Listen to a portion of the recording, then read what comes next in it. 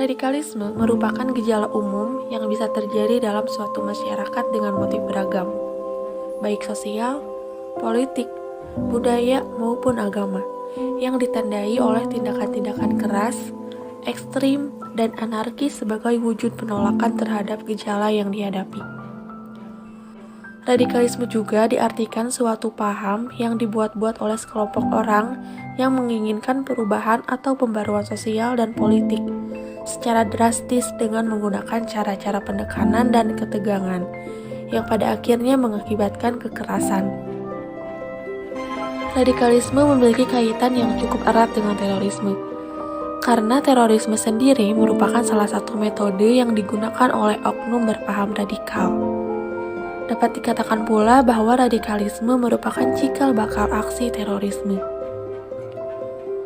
Dapat kita pahami bahwa terorisme maupun radikalisme memiliki potensi mengancam keutuhan NKRI kita. Seluruh masyarakat perlu dicerdaskan mengenai bahaya latin radikalisme, bukan hanya bahaya konkret terorisme. Seperti sebuah kutipan, radikalisme adalah terorisme tanpa bom.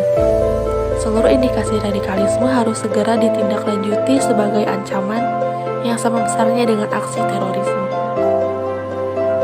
Berikut beberapa bahaya radikalisme dan terorisme yang berkembang di masyarakat.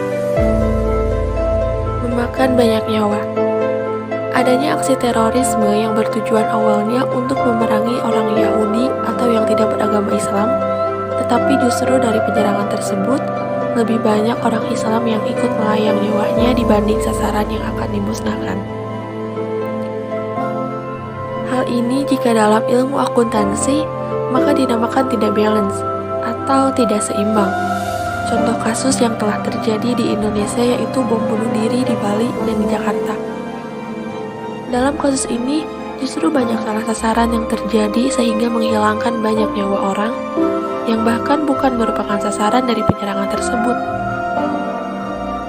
Bagi para terorisme dan radikalisme, hal ini dianggap sebagai resiko dari jihad.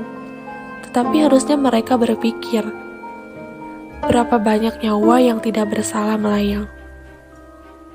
Meresahkan banyak umat. Adanya gerakan terorisme dan radikalisme ini meresahkan banyak orang karena mereka melakukan penyerangan dengan tiba-tiba tanpa adanya pemberitahuan. Masyarakat yang tidak tahu menahu tentang hal ini akan semakin resah dan merasa tidak tenang karena keamanan mereka akan terancam, menimbulkan banyak kerusakan. Saat terjadi penyerangan para kaum terorisme dan radikalisme kepada sasaran yang mereka anggap sebagai musuh, maka akan menimbulkan banyak kerusakan di bumi. Kerusakan tidak hanya terjadi pada hal fisik seperti gedung atau bangunan, tetapi juga kerusakan moral para pemuda. Kerusakan fisik seperti bangunan seringkali terjadi karena mereka sering melakukan penyerangan dengan alat-alat yang benar-benar menghancurkan gedung, seperti bom. Dengan bom yang mereka ledakan, maka bangunan akan runtuh dan akan menimbulkan banyak kerugian pihak, menimbulkan kerugian ekonomi. Adanya gerakan terorisme dan radikalisme jelas akan membuat kerugian ekonomi. Kerugian yang terjadi bisa pada pihak pemerintah, swasta, ataupun perorangan.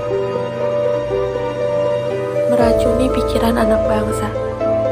Adanya gerakan terorisme dan radikalisme tentu akan menjadi racun para pikir anak Indonesia.